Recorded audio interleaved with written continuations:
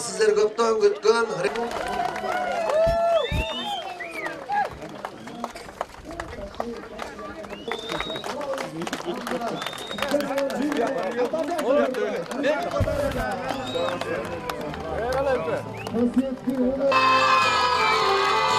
Kasiyetli oğlan kutlatlı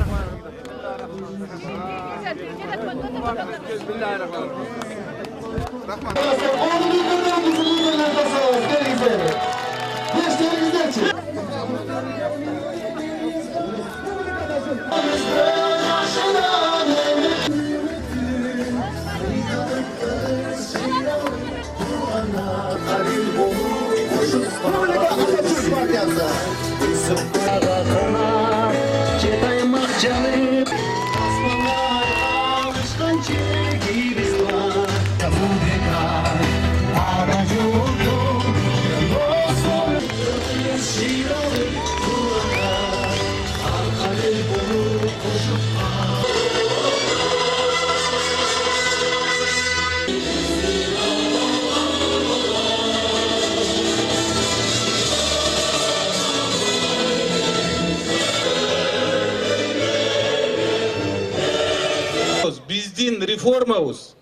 Биздин реформабыз.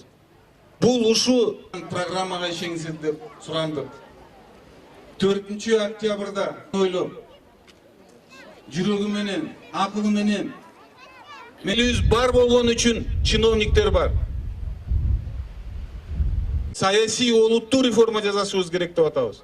Биз айтып атабыз 2,5 миң сомго 15 миң мамлекет керек деп. Сиздер мына жолго чыккандан баштап ошо МВДга айтат элем, ошо айткан немелерди. Бир Европаны карабайбы? Европада доверенность конторалары бар болсо керек. Ошо акча таба албай калса керек. Ошо жаккандар мынабыз. Мына көпчүлүк адамдар бу жерде жаштарыбыз отурат. Бу жерде ошондой олуттуу мамлекетибизди өйдө көтөрө турган реформаларды биз айтып атабыз. Келгиле. Элибиз тамдап алсын. Же президент анда чиновник десаңызсы. Же болбосо парламенттик мамлекет болобу. Экезеге түшүп кетти. 24 жылдын ичинде. Ички түн продукция. 800 миң сом эмес, 8 миң сом жумшалбай калган адамдарыбыз көп. Сиздин артыкчылыгын жоёбуз. Жанагы служебный машинелердин жок кылабыз. Шоферлордун келип атасыңар, кандай больницалар ачылып атат. Бунун маселесин мындай чечсек, Кудай сактасын, больницага барып калсаңар, операция кыла турган болсоңор, кантип бул маселени чечсек болот. Бунун бир гана жолу бар. Бир гана 10% кредит беребиз. Ошондо жаштарыбыз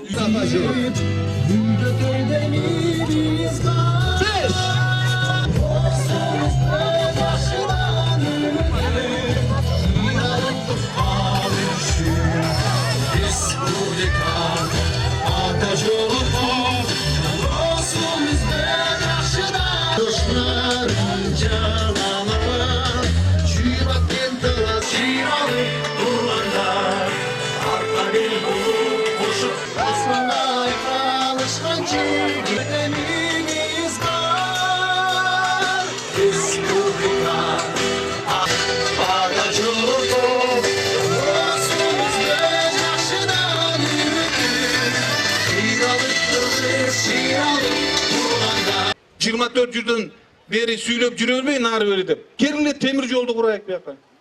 Темир жолду курсак, көрөсүңөр, Нарын обласы, мен ойлойм, эң биринчи областтардын катарына чыгат. Эң бай областтарга айланат.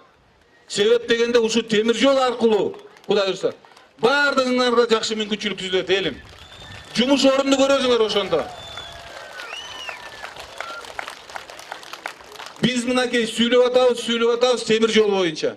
Мына Казакстан темир жолду курду. 24 жылдын ичинде Казакстан 13 миллиард доллар жумшаптыр. 13 миллиард доллар. Эми болсо биз дагы эле сүйлөй берсек, темир жолду курбасак, кийинчерээк Кытайлар бул темир жолду курбайт. Алар айтат, бул неметпейт дейт, бу жерден эч ким жүрбөйт, мына Казакстан жол менен курат дейт. Темир жол курулса, жаңы айылдар курулат, жаңы станциялар курулат, жаңы үй бүлөлөр түзүлөт. Кең байлыгыңыздар бир эле кара кече Bugünkü günde 200 milyon tonna kömür bolsa, temir yol kurulsa, o yerde kömür 10 dolarga kımbattaydı hadi. Minimum 10 dolar. Oşonda 2 milyar dolarga jananın sapatı ösöt. Kölömdük baası ösöt karakeçe. Bir gana karakeçeni. Oşonda oluttu. Mamleket üstü öde götüre turgan reformalar jasaşыбыз керек elim. Ол біздің тұрмыс шарты ұстауында мәселесі.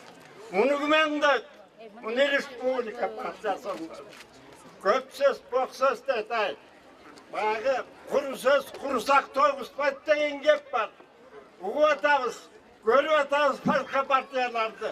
Алар жалған апыртма сөздеріменен бізді лақсытып атады. Ақша беріп атады. Ай, ақчаңар мың салмағын деп, республиканың 10 сөзіне тартыбайды. Тартыбайды. Ошондуктан республика партиясына активдерменен дауыс бергиле. Өмүрбек Байланович айтқан сөзіне тек тұрған мына. Айтқан сөзді дана айтқан мына. Өзінің айтқан сөзді атқарған мына. Ошондуктан жолдоштор, ушул республика партиясына активдер алдынбай дауыс бергиле. Biz Cervis'ten bir yol düşünüyoruz. Oğuşta, Talas'ta, 2 yol, 3 yol, çüyden olatta. Ha bizde ar paramız varsa. Anam nalak dayava pensiyaya çıkış için. Bırak satılış üstüne kadar. Sosyal akçası güvenmedi. Bunu şunu eve gelip kazan, karap basın. Men sizlerden bir nerse suragan dilimde elim. Mınaki bardığınızlar şunu jakşılap mınday sezip alsаңыздар да, сезip jakşılap düşünüp alsаңыздар да. Sizler uşu çalagandуу kılıp şaylabаңыздар да. Мындай 25 мандат же 30 мандат берсеңер, биз ошол жерден анан кийин мажбур болуп бирөө менен келишим түзүп, анан коалиция түзөбүз да. Силер толук кандуу бир ушу аткаруу мыйзам чыгаруу бийлигин жана аткаруу бийлигин бир бергилечи бизге 65 мандат. Анда жана сот фондунда маселесин чечебиз. Анан тышкарымын атам айткандай, эмне деген сөздү айтты атам? Чын айтканда ыйлагың келет. Үйдө жей турган ун жок дейт. Elimiz bolsa semичке сатып атат дейт базарда. Эми ошону атабыз ачык айтып атпайбы? Эми келгиле анда биригип туруп ошо кичинекей болбогон 1000 сом үчүн добуш бербей, келгиле жашообузду бардыгыбыз оңоп коелук.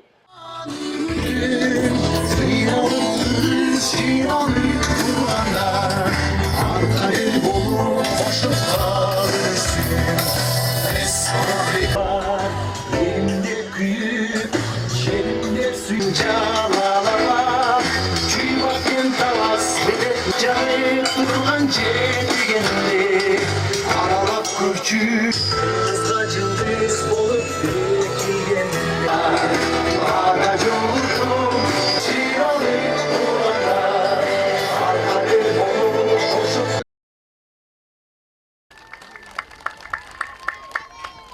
Müçelörü men jolgup atasыңар. Bir top sözgө ээ болуп атасыңар. Бирок Ол машинадегі техосмотр дегенде доверенность Кыргызстанда.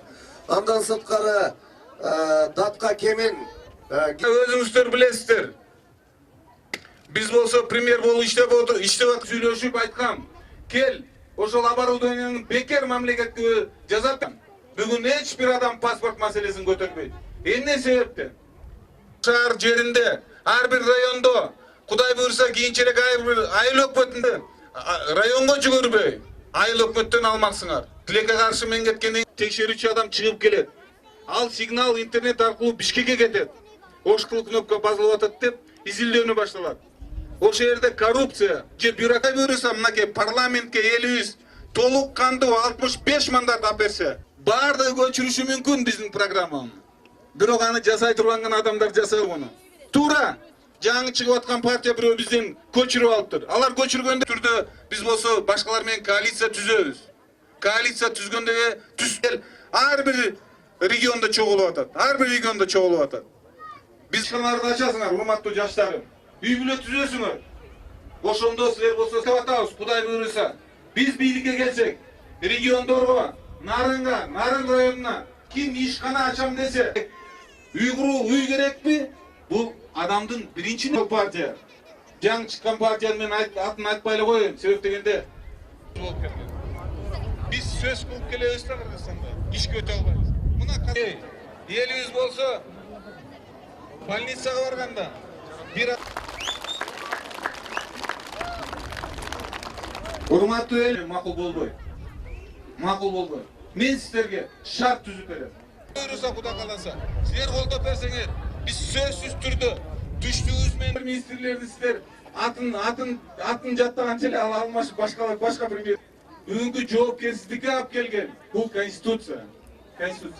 Парламенттик өлкө, премьер-министр бар, президент жок.